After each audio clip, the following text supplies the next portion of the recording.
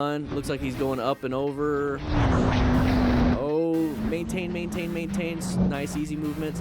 Got back on, baby. Woo!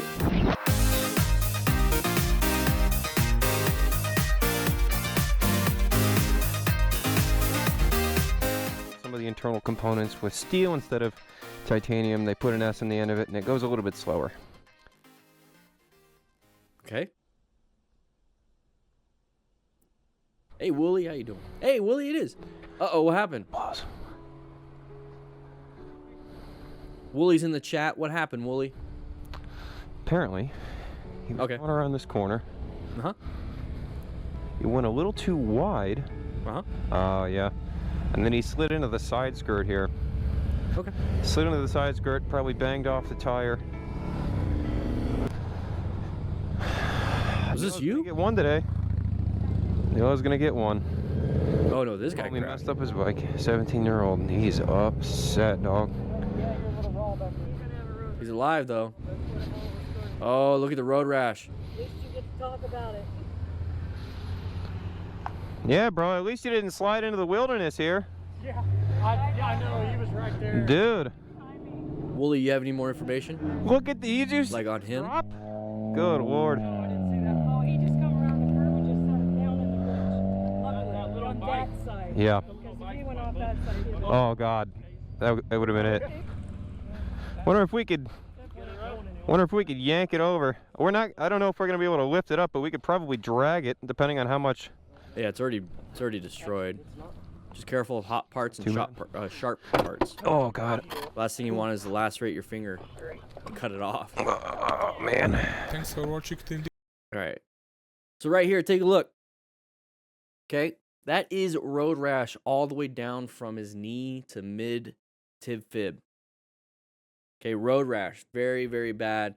So when I see something like this, like I pull up on scene and I see him on the ground, I'm doing the backwards assessment. I'm taking a look at him, trying to figure out what kind of mechanism of injury there is. I see right side damage to him. So if we go back to right here, what he was saying is that he was taking a right-handed turn, went a little bit too wide, hit this thing right here, and then you can see the debris. So he hit the ground, debris started falling off, or the bike pieces started falling off. He ended up there. His bike ended up way over there. So I'm thinking right side, low side possibly. I only see damage to the right side of the leg. He's coherent. He's aware. He's all these different things. So now I knew I was gonna get one today. I can kind of focus on the right side injuries. Messed up his bike. 17-year-old, and he's but I still want to check for any life-threatening stuff. So when I see this right here, let's go ahead and take a look at it.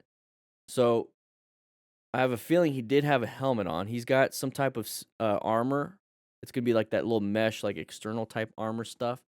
But my biggest concern right now is going to be the head, his spine, and then his legs and arms and his chest. Basically everything. I'm going to do a full rapid trauma assessment. And then after I kind of think to myself, he's fine, you know, his brain, his back, everything looks fine. Then I do a focused and I look at that. Okay, last thing you want to do is you're going to come up to here, you're going to be walking up here, and you're going to look at this person, and you're going to be like, oh my gosh, what's that? You're going to be staring at that. And that's all you're going to focus on.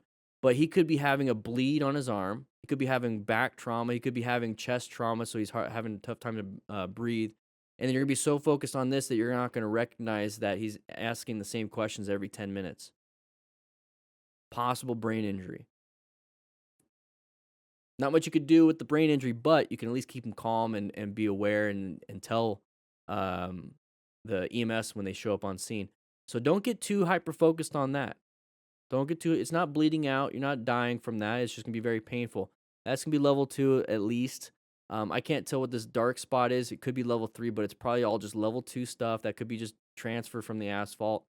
But right there, it's not going to be good. It's not going to be helpful when you're trying to take a shower. And just take a quick look at what he's actually wearing, though. So he's wearing some Fila sweatpants. That's why it ripped up. It ripped up right there, Fila sweatpants. If you got yourself motorcycle pants, jeans, whatever it is, it's going to hopefully stay intact, but not do that to your leg. Okay, I'm not saying it's a cure for not getting hurt, on a motorcycle, but it's definitely going to help you out. Definitely going to help you out. You maybe level 1 instead of level 2 road rash. No buenos. No buenos. So let me go back up just a little bit. Woolly Mammoth, he was okay. EMS checked out with him, and the cops towed his bike. I was able to find his people who got him back to civilization. I saw him the next day, and he had a pretty good limp, but nothing severe. Hey, Woolly Mammoth, thank you for sending this into Moto Stars, and thank you for being in the chat and giving us some more some insight on that. So I'm glad he's doing fine. Lesson learned, right? Lesson learned. All right, Trojan Riders having some fun. Looks like he's going up and over. Oh, maintain. Nice, easy movements. Got back on, baby. Woo! Got back on. Didn't panic. I think there's a little bit more. All right, so rev bombing. Oh, just a crash right there. Let's talk about this one real quick. We'll get back to dumping the bike. He saved himself and then just dumped it in the parking lot. No buenos. All right, so we're doing some high wheelie stuff, having some fun. We started losing some balance, and we landed it thankfully. Now we're in the oncoming traffic area. So this is why doing it in an area with minimal factors, like road surface hazards and roadway users like cars. So if you do it in an area like a parking lot and stuff, it'd be very good. That's what I was trying to get at. So now we went a little bit wide here. Now a lot of people panic right here and like, oh crap, and they're gonna slam the brakes or they're gonna turn really sharply. If you get into a situation like this and you do have some runoff and you can hopefully maintain, it's a little bit hard packed, just do it nice and easy to slowly get back onto the main road. Don't slam the brakes, kind of coast through it, ride it out, and then try to get back on slowly. So, right, you see how much room and how much time it takes for him to get back on? He didn't try to swerve back into the lane, so he did pretty good there. So now we're going to get into here. He was able to save that, and we weren't paying attention, and we dropped the bike. That sucks. That's embarrassing, especially in front of the whole team. My nuts hurt so bad. Oh my. They're just having fun. I'm glad it was a very slow speed gravity attack. Oh. Love you, man. All right, here we go. Riding around. Side of the vehicle. Good job with the braking. Good job with the progressive brake pressure. Get yourself out of danger. Hey, they're gone. Get yourself out of there. So, intersection, crest of the hill. You see this? You see the sides of the vehicles already? You can kind of see it already. That's going to let you know that there's an intersection coming up. There's an intersection coming up, so you got to be paying attention. Orange stage. Orange stage. Oh, project. Sorry about that. Anyways, we're moving on. There you go. So he's going to do some progressive brake pressure.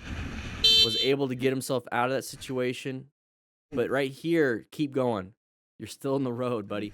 Still in the road. Good job on the braking. Good job on seeing that. Part of being a smart rider is acquiring and utilizing personal protective equipment. So make sure you grab yourself a jacket just like this one from REVZILLA using the link in the description. It's an affiliate link. It helps me out. No extra cost to you. Plus, it lets REVZILLA know that the D-Diffin crew is pretty badass and they actually grab some gear. Anyways, click that link. I'll see you soon. Side of the vehicle. Got himself out of there. He couldn't see what happened right before.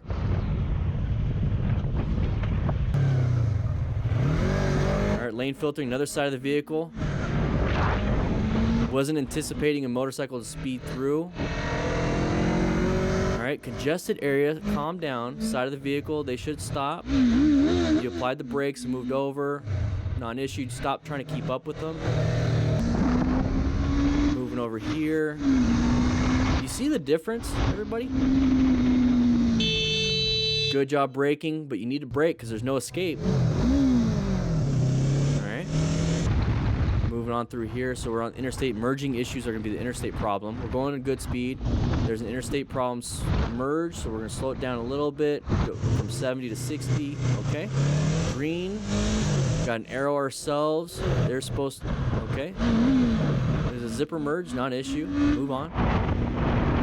Moving on here. Found an escape. Did what it needed to do, but we could have switched to the... Okay, whatever. We're just having issues.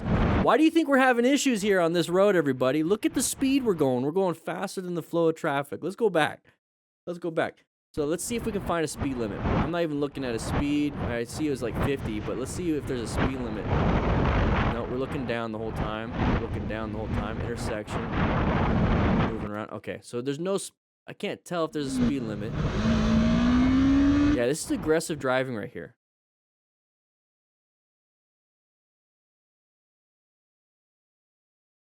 Nope, no speed limit. All right, so we got a side of the vehicle coming out. Okay. You could have switched lanes, but you did fine here. You got yourself out of there. So signal ahead. That's what's on the ground. Let's say 45. Yeah, let's say 45. So we're going 55, 60. We got to navigate around this, and we have a signal, so it must have just turned green for everyone else, so everyone's kind of stopped. We're not paying attention to what's ahead of us. It feels like we're looking at our mirrors the whole time. Thankfully, he's able to swerve. But we're being very aggressive. We're not riding within the environment present. It's only a matter of time that we had like 3 close calls. It's only a matter of time one of those will turn into a crash. Be very careful with that. Handled it. All right, so we can go any way we want. We pulled in our mirrors so we can lane filter. You do you. Visit California. Yeah, it's legal. Hey, doggy. It is a good boy. All right, we got in front of that. That's exactly what you do. Yeah, you can go any way. Good job. Now, people are gonna say, I can already see the comments. It's like, you shouldn't be lane filtering. You shouldn't be doing that. No. He did what he's supposed to do. Did what he's supposed to do. And I say he, but I mean the rider every time. So let's take a look at that. So we go into the second lane, right? So they go in the first available, we go into the second one. So he knows he's done this before. I'm just going to pull in the mirror a little bit. I'm going to keep one, though, on my right so I can see. He slowed it down. It's a red light. He's going to go ahead and really quickly say hi to the good boy. There you go. So that's what you have to do. You have to say hi to dogs. Okay? Smart riders do that. So anyways, it's a green light. Now we're going to go ahead and merge into it. We're not just going to make the turn in between vehicles. So we're going to get back into here. So did what he's supposed to do. He didn't just accelerate through, right? Did what he's supposed to do. Now we have to maintain into that other path. Now this person, this is why we have to be a little concerned. This person is probably going to go into the right lane because they witnessed that this person way over here didn't go. This person thinks that it's open, didn't recognize there's a motorcycle. Okay, so now we have an understanding of kind of what's happening. Now, what I would do as a motorcycle rider or even a car driver in this situation is stay like this. Stay staggered. See how we're staggered? Stay staggered. Don't get up near it because then you have a chance of possibly getting hit. So we're getting near it now. See how we're near?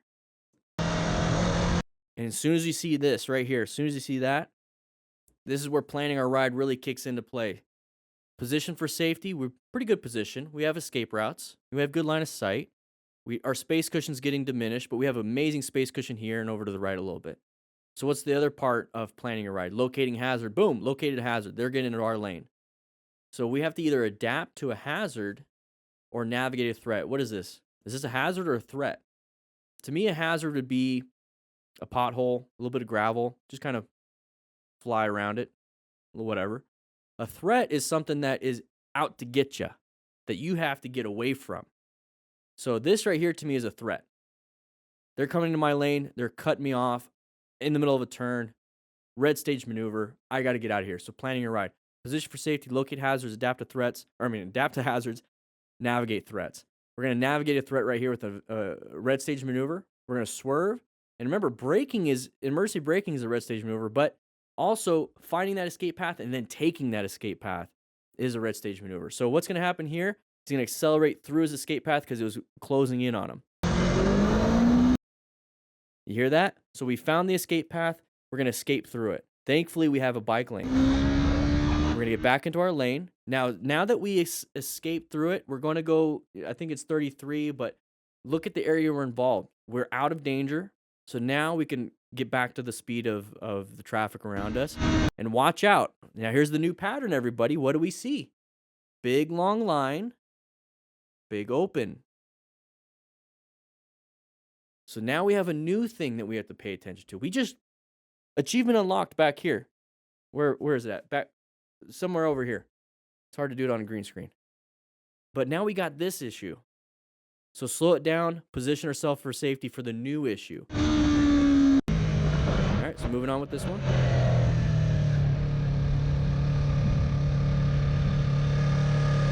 Okay.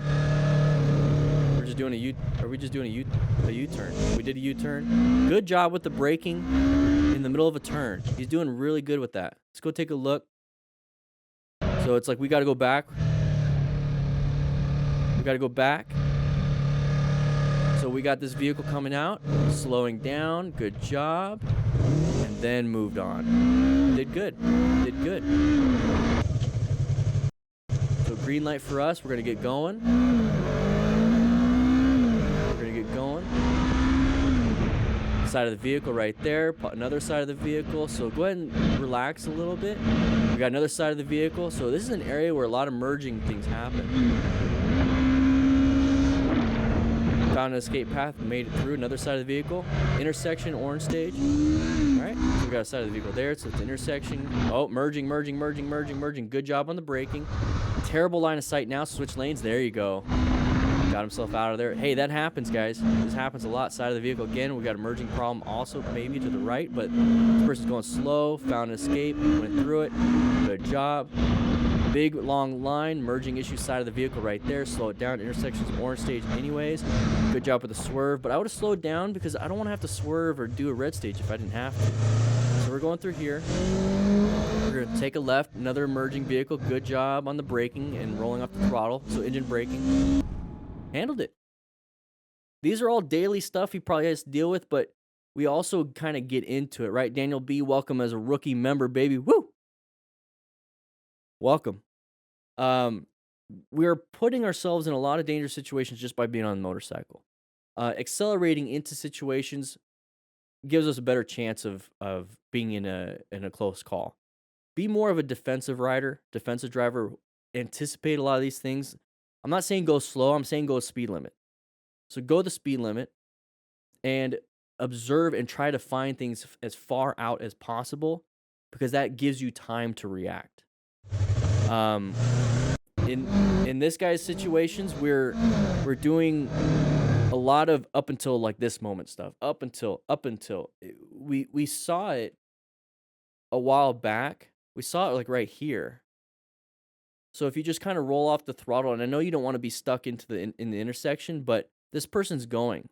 We haven't done anything yet until right here, and that's just too close for me. It's too close for me. Now we're gonna get into this part right here. Oh, never mind. I was thinking about this video right here. So we're getting into this part. We see that vehicle come out, especially now. Apply the brakes. You could slow down enough to even be behind that person, but we decided not to. So yeah, we swerved, we looked around it. Now if we look forward, we have all this traffic. And now we're getting, it almost shows like he was about to lane filter. So see how he's turning? He's turning to get into the lane filtering position. So we don't want to stop. As motorcyclists, I understand that. Like, it's fun to swerve around things and not really stop. But we have to do what we would normally do in a car. We'd slow down, stop, move lanes. We have to treat it like that. If you like today's video, make sure you click this video right here to keep watching more. But if you want to become a smart rider, click this and grab this Smart Rider Basic Training ebook. It's going to help you become a smart rider by planning your ride, rescuing other riders, knowing what patterns to look for, and so much more. Make sure you grab it. Link will be in the description also. I'll be seeing you around.